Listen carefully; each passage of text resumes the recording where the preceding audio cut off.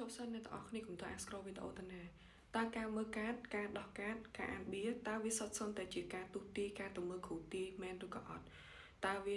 បង្ហាញអំពីការមួយជោគវាសនាឬក៏អនាគតរបស់យើងមែនឬក៏អត់ទេអ្នកទាំងអស់គ្នាអញ្ចឹងថ្ងៃនេះខ្ញុំនឹងធ្វើវីដេអូមួយនេះឡើងនៅក្នុងគោលបំណងមួយគឺបង្ហាញឬក៏បញ្ជាក់អំពីភាពច្បាស់លាស់មួយចំនួនដែលពាក់ព័ន្ធជាមួយនឹងការដោះបៀឬក៏ការអានកាតនឹងឯងអ្នកទាំងអស់គ្នាហើយអាហ្នឹងគឺគេហៅវាថាជាថារោកានអ្នកគ្នានេះគឺជាថារោកានអ្នកគ្នាអ្នកគ្នាខ្លះគាត់បានដឹងបានស្គាល់បានឮហើយថារោកានហ្នឹងគឺវាគឺជាស្អីថារោកានហ្នឹងគឺជាស្លឹកកាតដែលយើងទទួលបានអត្តពលពីលោកខាងលិចហើយនៅក្នុងកាតទាំងអស់ហ្នឹងគឺមានរូបភាពស្អាតជាច្រើនប៉ុន្តែនៅក្នុងរូបភាពទាំងអស់ហ្នឹងគឺសុទ្ធសឹងតែមានអត្ថន័យអ្នកគ្នាទៅលើកាតមួយអញ្ចឹងទៅអញ្ចឹងនៅក្នុងថារោកាតហ្នឹងវាគឺមិនជាការទុះទាយអីពីអនាគតឬក៏តម្រូវឲ្យត្រូវ 100% ទៅនឹងដូចទៅនឹងស្ថានភាពជាក់ស្ដែងនេះអ្នកគ្នាប៉ុន្តែវាគឺជាការម្យ៉ាងដែលគេដោះវាឡើងនៅក្នុងគោលបំណងពីដឹងពីស្ថានភាពជីវិតរាល់ថ្ងៃថាយើងនឹងត្រូវជួបប្រទះទៅលើរឿងជាខ្លះយើងត្រូវដោះស្រាយបែបម៉េចយើងត្រូវប្រឈមមុខយើងត្រូវ face it វារបៀបម៉េចហើយនឹងត្រូវប្រុងប្រយ័ត្នវារបៀបម៉េចទៅប៉ុណ្ណឹងអញ្ចឹងហើយខ្ញុំក៏តែចង់ប្រាប់បង្ហាញទៅកាន់អ្នកទាំងគ្នាមួយចំនួនដែលពួកគាត់អត់ទាន់ច្បាស់គាត់អត់ទាន់ដឹងថាតើថារោកានគឺជាស្អីហើយពួកគាត់ដែលជា influencer អ្នកទាំងអស់គ្នាពួកគាត់ដែលជា influencer ដោះបៀដោះកាតនឹងរាល់ថ្ងៃគឺគាត់មានគោលបំណងដូចគ្នា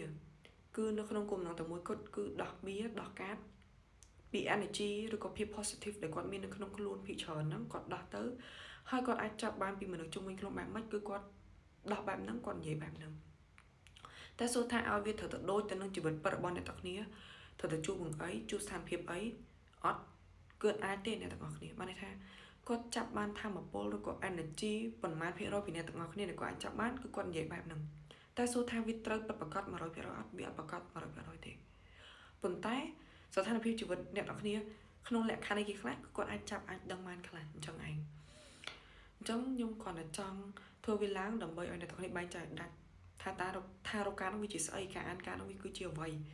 ហើយវាមានភាពខុសគ្នាពីការមើលអនាគតពីការទូទាយទៅគ្រូទាយនឹងដែរឬក៏អត់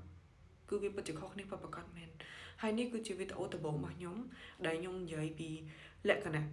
ឬក៏ការភាពលម្អិតមួយចំនួនឲ្យអ្នកគ្នាដឹងថាតើកាតនឹងគឺគេប្រើប្រាស់វានៅក្នុងគោលបំណងបែបម៉េចហើយខ្ញុំក៏ជាអ្នកធ្វើការនឹងម្នាក់ដែរដែលខ្ញុំនឹងធ្វើការនឹងហើយនៅក្នុងគោលបំណងតែមួយគត់ដែលខ្ញុំធ្វើគឺខ្ញុំចង់sharing ខ្ញុំចង់ដោះនៅថាមពល energy ល្អរបស់ខ្ញុំភាគច្រើនទៅកាន់មនុស្សជុំវិញខ្លួនខ្ញុំដែលគាត់អាចចាប់បាននិងគាត់ទទួលយកបានពីខ្ញុំដែលខ្ញុំអាចចាប់បានគាត់បានប្រមាណភាគរយហើយខ្ញុំក៏ត្រូវ claim យកពីអ្នកទាំងអស់គ្នាវិញដែរទៅតាមមនុស្សដែលគាត់អាច connection គាត់មាន connection មួយខ្ញុំអ្នកទាំងអស់គ្នាគាត់មាន connection energy មួយខ្ញុំអញ្ចឹងទៅគឺខ្ញុំអាច claim យកពីអ្នកទាំងអស់គ្នាត្រឡប់មកវិញបានដូចគ្នាដែរអញ្ចឹងវីដេអូនឹងមានតែប៉ុណ្្នឹងទេអរគុណបាយបាយ